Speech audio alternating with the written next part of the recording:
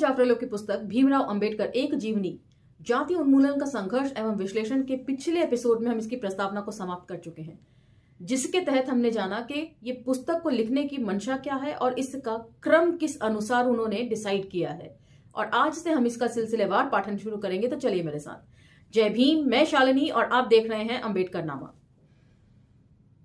पहले चैप्टर का टॉपिक है समाज सुधार और ब्राह्मण विरोधी गोलबंदी के दरमियान महाराष्ट्र के हालात।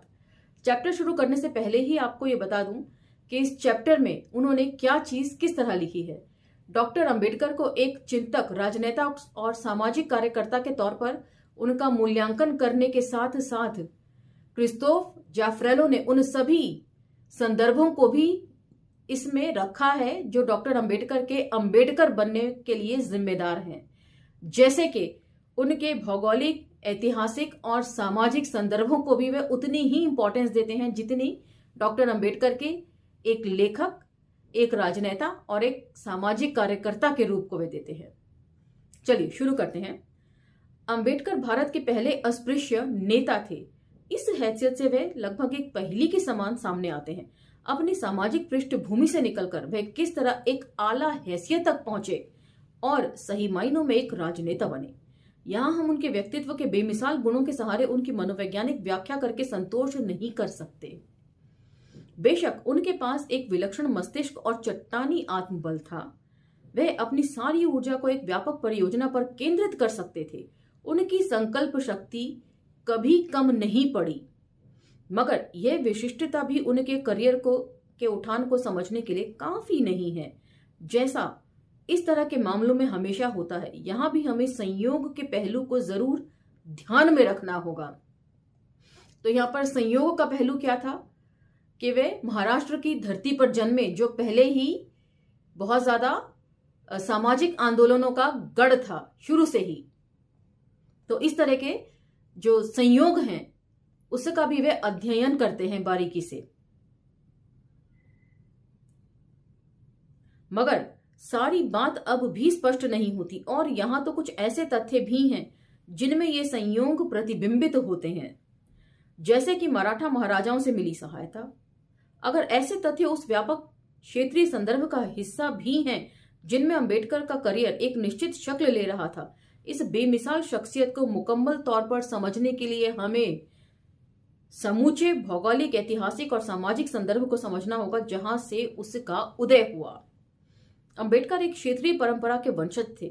उनके संघर्ष की आहट हमें 19वीं शताब्दी के मध्य से पश्चिमी महाराष्ट्र में शुरू हुए ब्राह्मण विरोधी आंदोलनों में भी सुनाई पड़ने लगती है। इस मामले में केवल द्रविड़ियन दक्षिण भारतीय स्पंदन, जो ब्राह्मण विरोधी गोलबंदी का एक और मुख्य केंद्र था, ही उनके संघर्ष की बराबरी कर सकता है। मतलब पेरियार द्वारा खड़ा किया गया सेल्फ रिस्पेक्ट मूवमेंट जो था, वही केवल डॉक्टर अंबेडकर के संघर्षों का मुकाबला या उसके मुकम्मल उसको मान सकते हैं। तो अब यहां पर पिछली पुस्तक में से दो लेखों का जिक्र मैं खास तौर से करना चाहूंगी। पहला लेख सावित्रीबाई फुले जी का। उसके शुरुआत में ही हमने पढ़ा था कि आधुनिक भारतीय पुनर्जागरण के दो केंद्र रहे, बंगाल और महाराष्ट्र। और संत गाडगे जी वाले लेख की शुरुआत में भी हमने पढ़ा था कि महाराष्ट्र जो है, बंगाल के अलावा महाराष्ट्र जो है वो द्विज और दलित बहुजन परंपरा के संघर्ष का गढ़ रहा है। इस लिहाज से भी इस संयोग को क्रिस्तोफ जाफरेलो ने बारीकी से स्टडी किया कि अंबेडकर के अंबेडकर बनने के पीछे वे किस जगह पर जन्म ले रहे हैं और उनका लालन पालन जो है वो किस क्षेत्र के अंदर हो रहा है, और वहां पर सामाजिक उतार चढ़ाव और ये जो संघर्ष है आर्य अनार्य का, वो किस तरीके से रूप ले रहा है। इन सब चीजों के ऊपर भी उन्होंने बारीकी से जांच पड़ताल करी है। महाराष्ट्र और उसकी सामाजिक राजनीतिक व्यवस्था सब टॉपिक है ये। महाराष्ट्र सबसे पहले अपनी भाषा से परिभाषित होता है। इस राज्य की सीमाएं भी वही हैं जो मराठी भाषी इलाकों की सीमाएं हैं। इस तथ्य को 1960 में महाराष्ट्र राज्य के गठन के साथ एक संस्थागत रूपरेखा प्रदान कर दी गई। देखें मानचित्र 1 एवं 3 पृष्ठ संख्या 8 एवं 10 पर। तो यहां पर कुछ मानचित्र थे जो मैंने उस समय नहीं दिखाए थे क्योंकि आगे इनका जिक्र आने वाला था। ये वाला मानचित्र और ये दो मानचित्र हैं। सबसे पहला मानचित्र जो मैंने आपको दिखाया वो आजादी से पहले वाला था। उसके बाद के जो दो मानचित्र थे वो तब थे जब भारत पाकिस्तान का विभाजन हो गया था और भारत की जो है पॉलिटिकल बाउंड्री डिसाइड हो गई थी। अंग्रेजी राज के दौरान इस भाषाई इलाके में पड़ने वाले जिलों को 4 समूहों में रखा जाता है। देखिए मानचित्र 2 मैं अभी आपको दिखा चुकी हूं। तटीय पट्टी कोंकण और घाट समुद्र की ओर उतरती पहाड़ियों की श्रृंखला बॉम्बे प्रेसिडेंसी का हिस्सा थे। प्रांत के भाषी के भीतरी भाग यानी कि देश के अंदर के एक अन्य ब्रिटिश प्रशासकीय क्षेत्र यानी कि मध्य एवं बेरार के प्रांत तथा हैदराबाद रियासत के बीच बंटे हुए थे। प्रांत के पश्चिमी भाग में कई छोटी छोटी रियासतें थीं, जैसे कोल्हापुर रियासत जो शाहूजी महाराज की थी, जहां एक तरफ देशी रियासतों में अंग्रेजी राज के खत्म होने तक की कोई राजनीतिक क्रियाकलाप नहीं बचे थे, वहीं दूसरी तरफ ब्रिटिश शासन के तहत आने वाले प्रांतों में 1882 के लोकल सेल्फ गवर्नमेंट एक्ट की बदौलत राजनीतिक प्रतिस्पर्धा का एक अच्छा खासा माहौल भी तैयार हो गया था। इसी कानून के तहत नगर परिषदों का गठन किया गया था। 1909 में हुए संवैधानिक सुधारों के फलस्वरूप ब्रिटिश शासन के अंतर्गत आने वाले सभी प्रांतों में लेजिस्लेटिव काउंसिलों की स्थापना की गई। 1919 से 1935 के सुधारों से इन काउंसिलों के महत्व में और इजाफा हुआ, जब प्रांतीय सरकारों को इन असेंबलियों के प्रति आंशिक रूप से जवाबदेह बनाया गया और मताधिकार का विस्तार दिया गया। तो सीधे तौर पर या आम बोलचाल की भाषा में कह सकते हैं कि प्रजा से जनता बनने तक का सफर जो था वो भारतीय जन को नसीब हुआ। सारे जो प्रांत थे, जो छोटे छोटे राज्य थे, उनका विलय जो है वो ब्रिटिश साम्राज्य के अंदर हो चुका था और ब्रिटिश साम्राज्य ने कम से कम इतना तो किया कि जितनी भी ये लेजिस्लेटिव पोस्ट थी, काउंसिल्स थे, उनको जवाबदेह बनाया जनता के प्रति किए गए कामों के प्रति। तो ये क्रेडिट तो हमें ब्रिटिश सरकार को देना पड़ेगा कि उसने हमें प्रजा से जनता में तब्दील किया। अब इस संस्थागत रूपरेखा में समाज किस तरह बदल रहा था, अब इसके ऊपर गौर करिए। जो जिले 30 साल बाद महाराष्ट्र में शामिल किए गए, उनकी 1931 की जनगणना, इसको जरा ध्यान से सुनिए, जनगणना के आधार पर कौन कितने प्रतिशत था, जिसमें आखिरी बार मुकम्मल तौर पर जातियों की भी गिनती की गई थी, से पता चलता था कि उनकी कुल आबादी में ब्राह्मण 3.9%, वैश्य 1.6% और क्षत्रिय 1% थे। शूद्रों की श्रेणी में मराठा कुणबी जातियों का दबदबा था और इस समूह की जातियों का आबादी में हिस्सा 31.19% बैठता था। इस वर्ण की और कोई जाति महाराष्ट्र की आबादी में 5% भी नहीं थी। अस्पृश्यों की संख्या कुल आबादी में 16.74% थी। इनमें सबसे ज्यादा संख्या महार जाति की थी। अंबेडकर इसी जाति से आते थे। क्षेत्रीय आबादी में अकेले इसी जाति की आबादी 11% बैठती थी। इन आंकड़ों के बाद इस बात पर ध्यान देना भी जरूरी है कि इन जातियों की सामूहिक पहचानें कैसे सामने आई और स्थानीय स्तर पर उनके आपसी संबंध कैसे थे।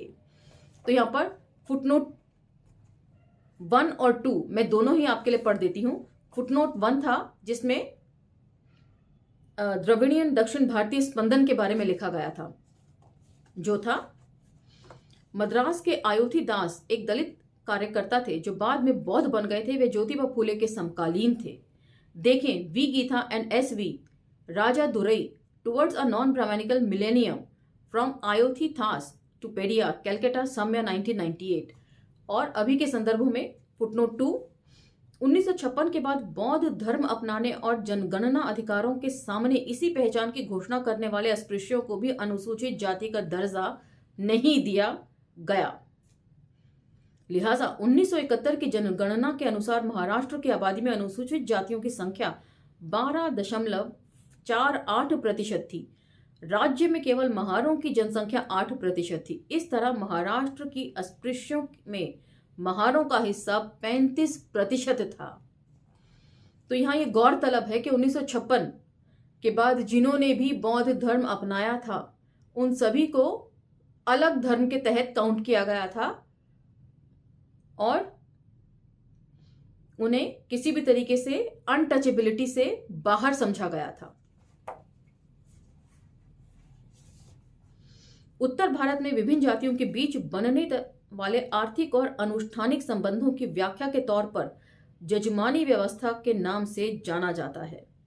तो उत्तर भारत में जो जिसे जजमानी कहते हैं, महाराष्ट्र में उसे क्या कहते हैं, अब इस पैराग्राफ में ये सारा कंपैरिजन आपको मिलेगा, तो कंफ्यूज होने की जरूरत नहीं है।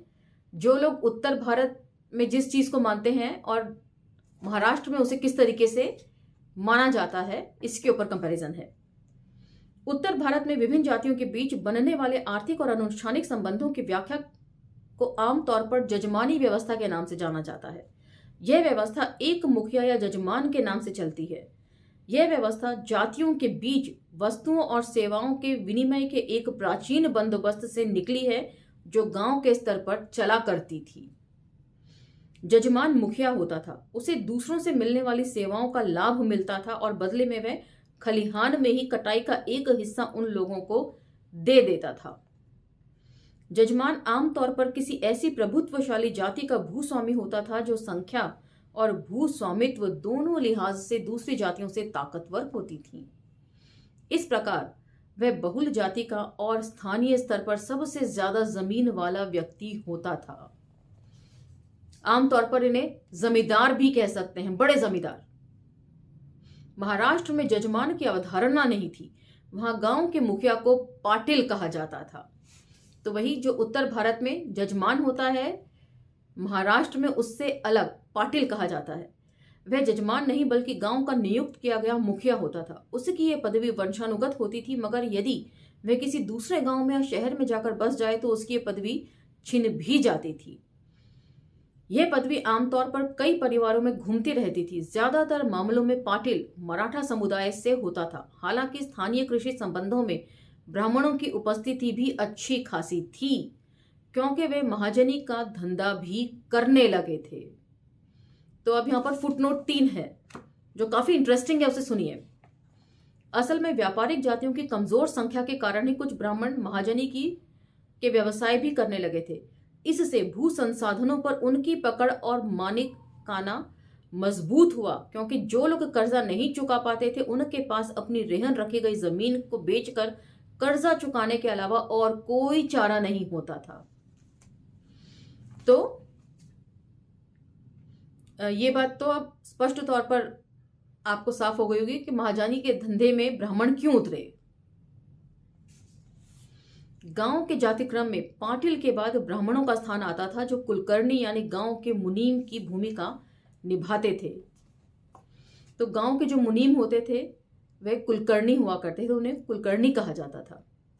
तो ब्राह्मणों ने महाजनी भी करी और मुनीमगिरी भी करी, और इस तरीके से संसाधनों पर कब्जा इनका हमेशा बना रहा। तो आज का ये एपिसोड हम यही समाप्त करते हैं, क्योंकि इसके आगे बहुत सारे फुटनोट्स हैं जिनको समझने के लिए थोड़ा समय भी चाहिए। तो मिलते हैं अगले एपिसोड में, लेकिन अम्बेडकरनामा को लाइक, शेयर, सब्सक्राइब करना ना भूलें और इन वीडियोस को दूसरों तक पहुंचाना भी ना भूलें। धन्यवाद।